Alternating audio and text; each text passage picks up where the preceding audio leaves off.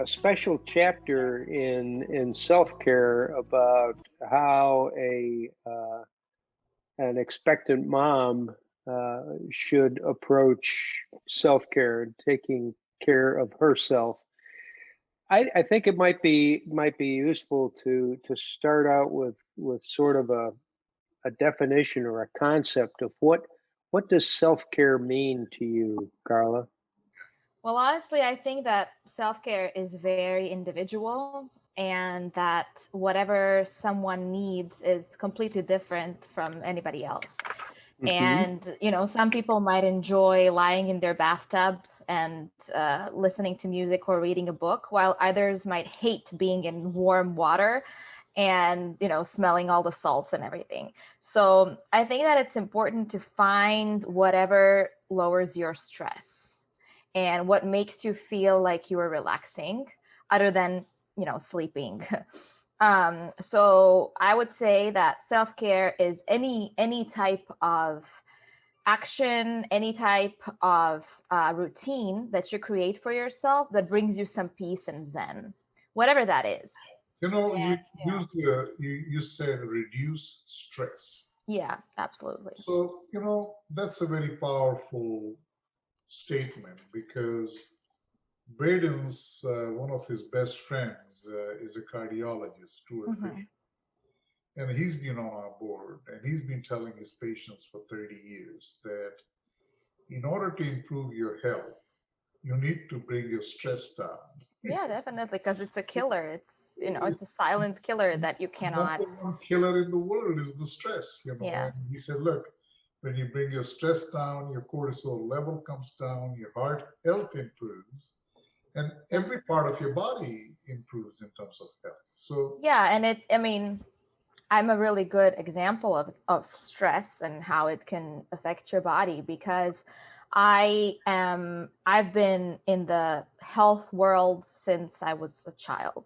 I've never eaten anything bad, let's say, for me, because first of all, I come from a Mediterranean country and I grew up on olive oil and fish. What are we talking about?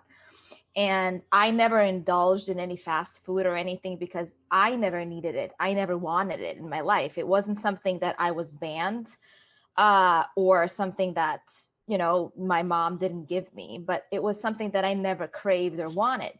And I still was diagnosed with celiac disease. I still didn't have my period for 3 years. I still had severe hormonal issues and I went down to 100 pounds just because of stress, not oh, because of anything else in my life. stress So, did that. Oh my oh God. yeah, absolutely. Because when we moved here, it was a very tough few years, I must say, with my husband's job and the fact that we were immigrants on specific visas that were tied to his job, and he was working 17, 18 hours a day, not knowing if, what's going to happen, if he gets fired or if he quits, we need to move back to Europe. And it was just a very stressful time here. And I was also dealing with celiacs because I I was diagnosed when I was 17. And it was a very hard. That, what is that, celiac? That is a severe, I wouldn't say allergic reaction, but intolerance to gluten. Oh, And but the thing is, it's a disease that is autoimmune. So it's not an allergy. It's something that it makes your body attack itself when you ingest gluten. And autoimmune diseases have an unknown cause. And the only thing that ties them all together is stress. Any type of Yeah, stress in your life. And really? Wow, yeah. that's Well, it's interesting because Susan is gluten intolerant. mhm. She's not. There are Yeah, levels. Yeah, gradations, of course. Yeah. levels. right. Celiac disease is kind of the top of the pyramid, but Yeah, because there you there literally are attack yourself. there's gluten intolerance where you have the same sort of reactions to various dietary components that may contain gluten. But then there's also below gluten intolerance. There's other food allergies that are Hmm. sort of related to the autoimmune progression. And Hashimoto's disease is something that is very much akin to but the celiac, thyroid, but so related to the thyroid. yeah. So those stress is bad for any disease, anything that your body would normally fight to get rid of as part of its own healing process is inhibited by stress, because now you're constraining the good guys in your body that are supposed to fight against the bad stuff. Yeah, and the biggest problem of everything today is that we all live such high stressed lives from the moment we wake up and grab our phone to the moment we go to sleep. And even though stress is a normal part of our day-to-day life, and we should have our cortisol up and down because that's how we should function, there are definite moments in life where your stress needs to be heightened, but there should be very short spans, not a constant high stress situation where your body is constantly in fight or flight mode and fighting something, doesn't even know what it's fighting. So being bombarded by all the possible things in our lives is not easy, especially with this year, and you can't blame people for being constantly stressed. But well, you mentioned that in defining self-care, your target is to reduce stress and take care of yourself, whether it's physical or mental or the combination of the two. Because of the way we live today, you just talked about the phone and the pace and all the different things that we do. A lot of people are unaware of the stress that they are under. Because it's normal. It is my daily routine to do all these things, to juggle all these balls, to try and accomplish all these different objectives within a constrained period of time, all of which induces stress. But often we don't think about that as a stress situation, stress-inducing situation. So how do you? Something Go ahead. just came out where, because of pandemic, it has given us 40% of the population, because of pandemic, is feeling stress. Oh, absolutely. I'm surprised it's that low. No, I really am. I mean,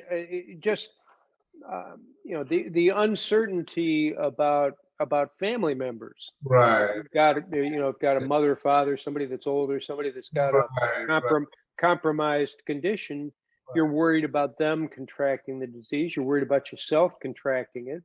You got a new mom that is certainly worried about going to a hospital to give birth. Even though now that's probably the safest place to be. But it's not, let me tell you. It's not. No.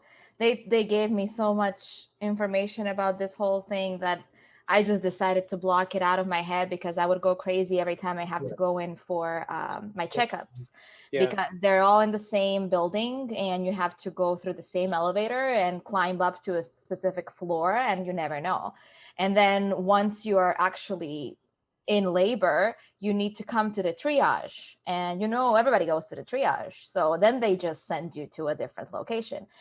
And I need to have my mask on the entire time, unless I'm actually pushing. That's when I can take it off.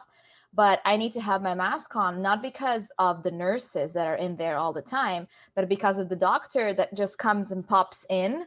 And he visits like 5 different pregnant women who are giving birth at the same time. And if any of them has COVID, I can contract it.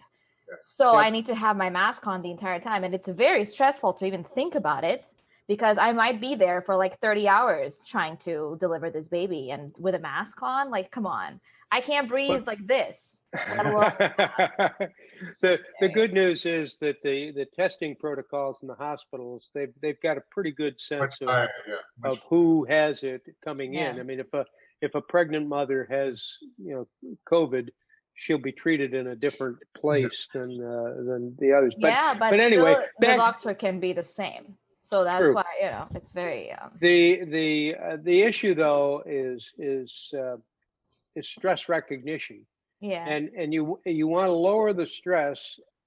How do you do that? What are some of the techniques that you consider to be important in reducing stress? You talked about the diet, and I think Hmm. that's certainly one. But what are some of the other things that you think contribute to stress that we have control over, that we can take actions to reduce their impact? Well, first, I think that you need to definitely do something that brings you joy, because the moment joy enters the equation, serotonin comes up, so your happiness hormone elevates, which definitely decreases the cortisol level, because they cannot coexist in a happy marriage. So whatever you love doing in your life, I would always say go to that. That's number one. That is the easiest thing to do, even though number one should be just coming to your breath and trying to breathe it out. And that's why people say, whenever you're in a tough situation, count to 10 and breathe it out.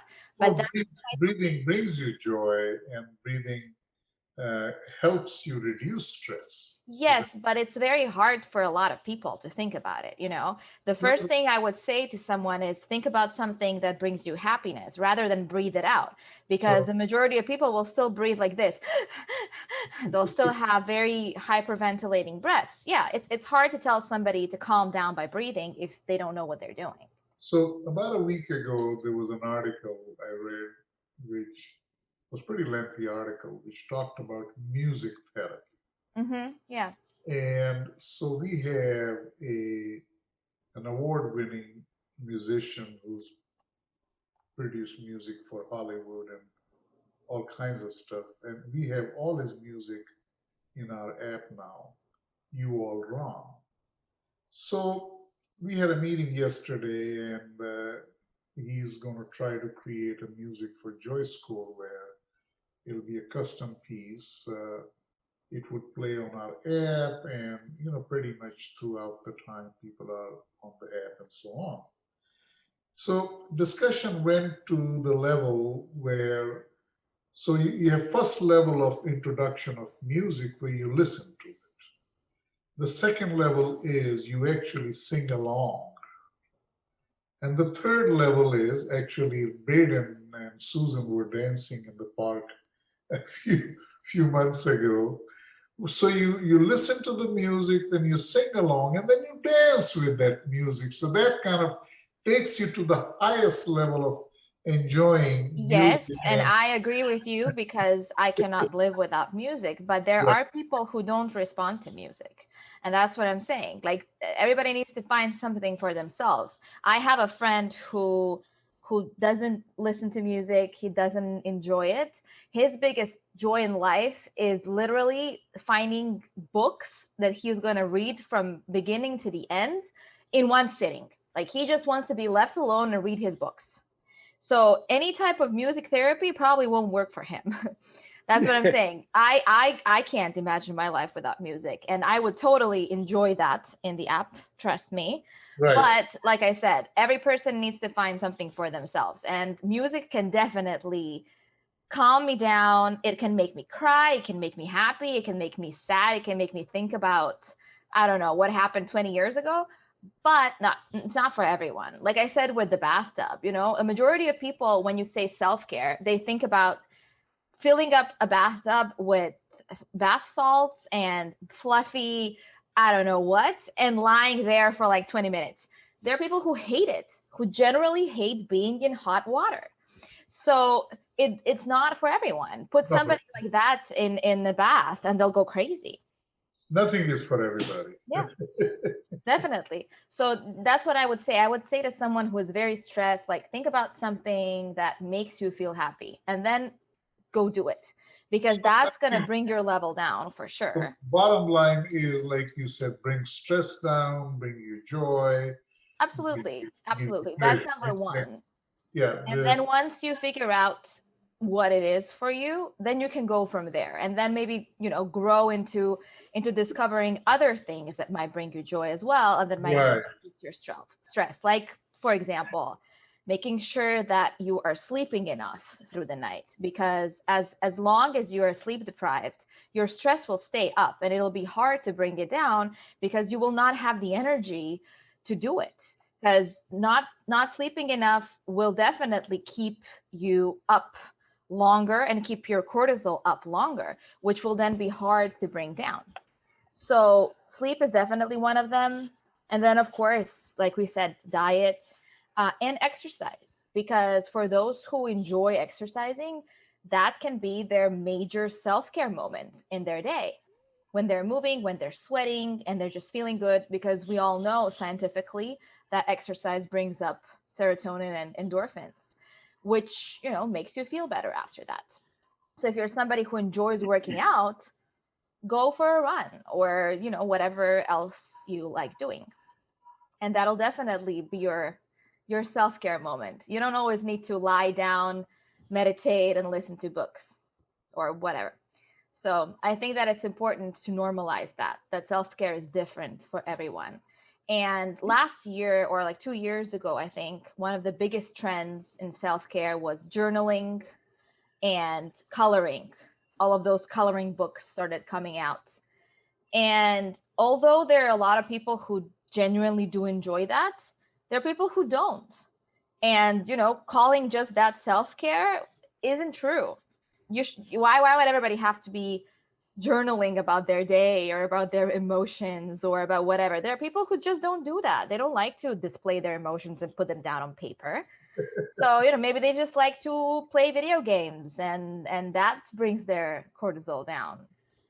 It's interesting that you mentioned diet and exercise as being key ingredients as stress reducers, because in the construct of the JoyScore book, stress, diet, and exercise were all part of the domain of the body.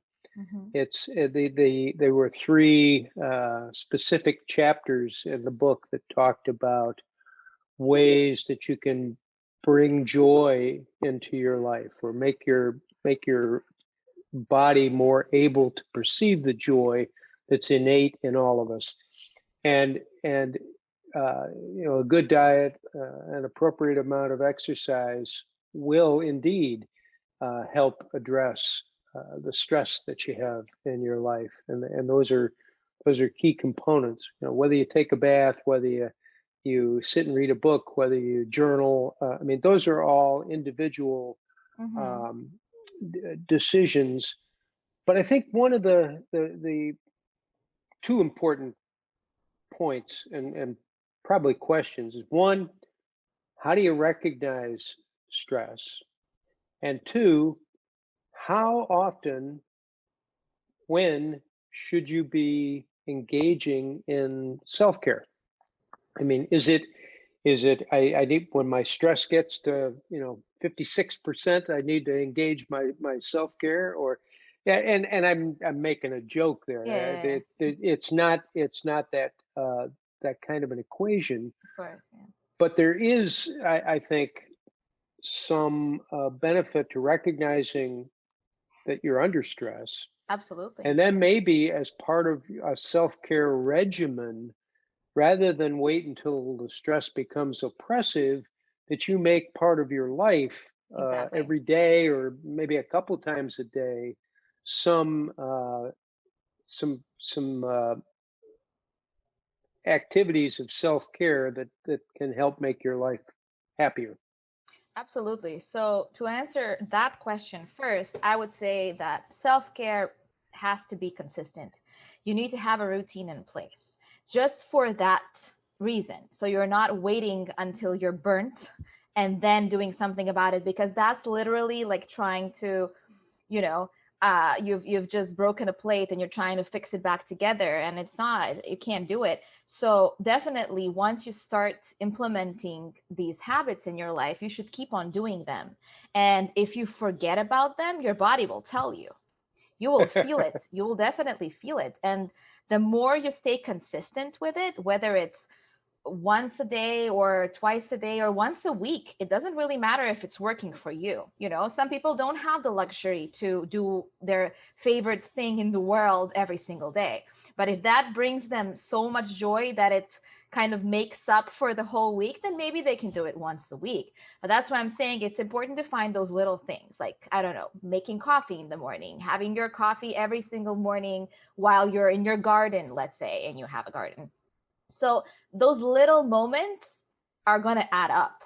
And that's why I'm saying it should be a daily thing. Definitely. It should be something that you do that just helps optimize your health every single day. So when you do find yourself in a stressful position, you don't elevate your stress as much. Like, you can control it in a way.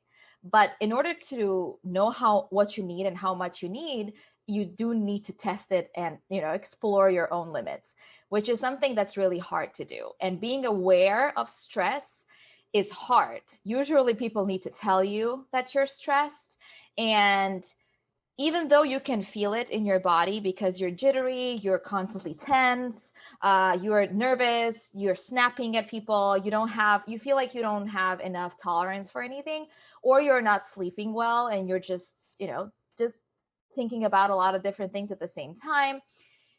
It's very hard to feel that if you're, let's say, working towards something and you're in that positive role. So you're not sleeping because you're working on a project and it's going to help you do something, and in the end you do succeed and you become recognized and whatever, you're still stressed.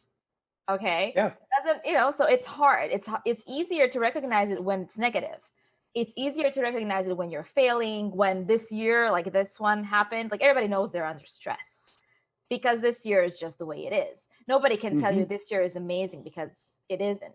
And everybody knows they're under stress. But when something positive is happening, you can still be under a lot of stress that's not healthy for you, but it's harder to recognize it. It's like when you're studying in college, you're never sleeping because you're out, you're partying, and then you come home at, I don't know, 5 a.m. and then you study until 2 p.m., crash for an hour and go back to studying. It's not good. No matter what you think about it, no matter how amazing your day was, it's not good. So sometimes you need help from other people to tell you that. But yeah, generally they're all the same sensations in your body. Like you're getting sick, your immunity is coming down, you just don't feel good, you feel tired all the time, you're moody, you're jittery. I would say all of these things are very much Indicators. universal. Yeah, indicators. But it's hard to address it until you actually hit some kind of bottom. Because usually people start thinking about it when they get sick, or when, I don't know, they fall asleep in traffic or something like that happens. Because usually that's like, whoa, something happened to me, I'm under stress, I need to address it. So we should try, in a way, keep a list of things which help us bring stress down, bring us joy, pleasure, whatever.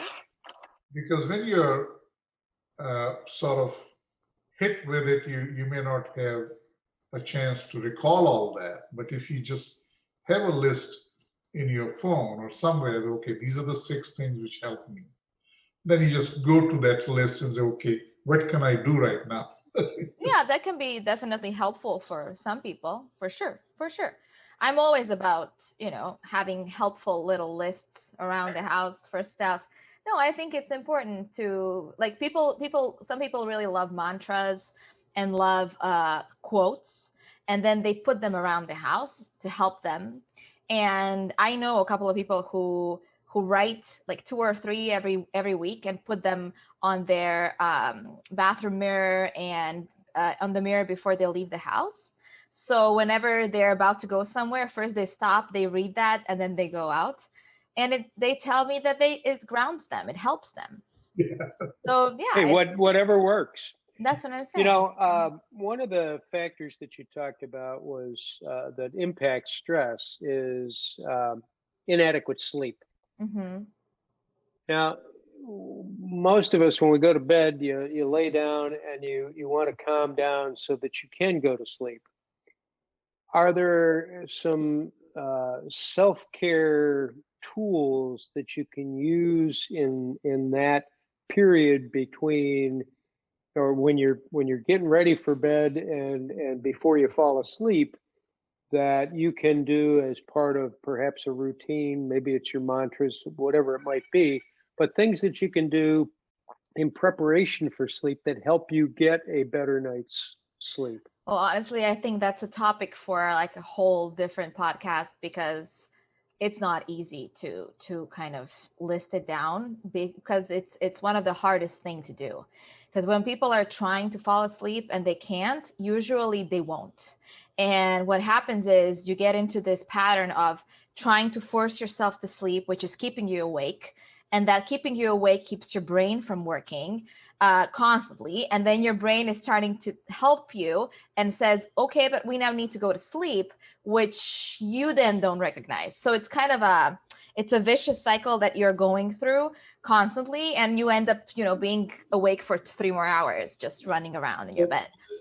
So there are a lot of breathing techniques that you can try. There's some very famous ones like the 4-8-7-1. There are a lot of different things that you can try, like listening to music, listening to meditations, listening to audiobooks, or diffusing specific specific essential oils. No. There are a lot of things that can help. Well, I want to say something. I actually had a training by one of the trainers at the gym, Erica, and she talked about that you need half hour to prepare yourself. Just a minute, I'm getting there. Going to bed. So number one, she said you have to cut out all the blue light from screens of television, cell phones, everything. So just totally get that all out of the space and let the space be dark where you want to sleep. Mm-hmm. And so the concept was that you need to calm your mind down and take the blue light out, because somehow the blue light, which comes from screens, tend to keep you awake. Yeah, it activates your nervous system and it keeps it active. That was her suggestion, that he said, well, we do it as a family. She has a boyfriend and a child. And he said, we just do that. You cut the... Yeah, I also say remove your phone from your bed, like move it away. Television. No, not just that, but people tend to keep their phones really close to their heads. And it's not just because of the pollution from it and radioactive whatever, but just the fact that if it's away from your bed, you will be less likely inclined to grab it before you go to sleep and scroll and do whatever. So I always say to people, try to remove any technology from your bedroom. That's definitely a good thing. But it's not the only thing that can help. It's funny. I have an iPad that I routinely fall asleep looking at. Braden is he's like a... That's what I just wanted to say. But there are people who are not affected by the blue light. I'm one of them. I definitely am. I can sometimes be on my phone because I'm working or I'm doing something, and I can literally fall asleep with it in my hand. So although it's a good general rule, because it's not healthy for you anyways, it doesn't work for everyone.